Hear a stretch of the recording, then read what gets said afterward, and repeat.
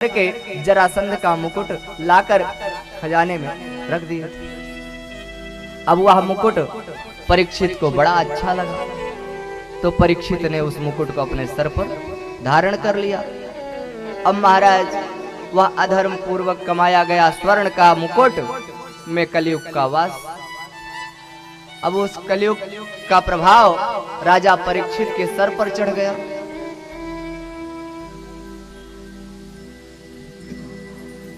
राजा परीक्षित फिर एक दिन शिकार खेलने के लिए वन की ओर प्रवेश किए। वन में गए शिकार खेलने के लिए, बहुत सारे बनेले पशुओं का शिकार किए और महाराज शिकार करते करते भीषण जंगल में चले गए। अब राजा को प्यास लग गई। जब प्यास लग गई तो राजा ने विचार किया कि यहाँ पर एक ऋषि रहते हैं, समीक ऋषि, क्यों ना चले हम उनके यहाँ प्यास बुझा लें। अब महाराज ऐसा विचार करके राजा परीक्षित जी समीक ऋषि के आश्रम में पहुंचे। उस समय संयोगवश समीक जी समाधि में लीन थे। अब राजा परीक्षित जी ने कई बार उन्हें पुकारा, महाराज महाराज, अरे हमें थोड़ा प्यास लगी है, क्या आपके आश्रम में जल मिल जाएगा? थोड़ा हमें जल पान करा दें।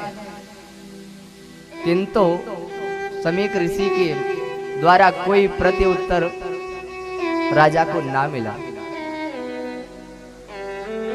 राजा ने विचार किया कि लगता है ये महाराज ढोंग कर रहे हैं, समाधि का ढोंग कर रहे हैं। वहीं पर एक मरा हुआ सर्प पड़ा था। राजा ने अपने धनुष से उस सर्प को उठाया और समीक ऋषि के गले में उस सर्प को डाल दिया और ऐसा करके राजा अपने राजमहल की ओर वापस लौट आए।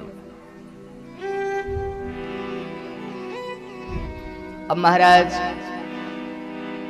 राजा तो राजमहल वापस आए।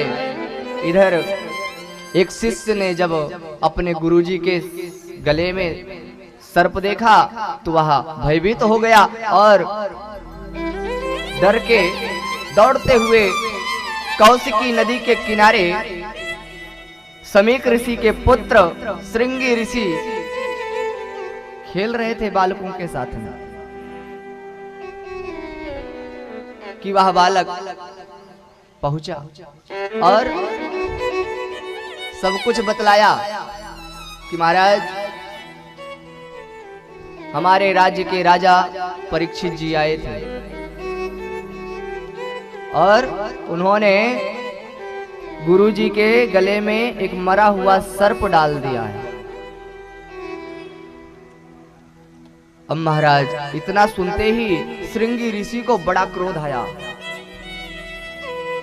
उन्होंने कौशिकी नदी से लिया हाथ में जल और उसी क्षण राजा को श्राप दे दिया। इति लंघित मर्यादम तच्छकः सप्तमे हनि दंक्षते कुलांगरम चोदितो मे ततद्रोहम्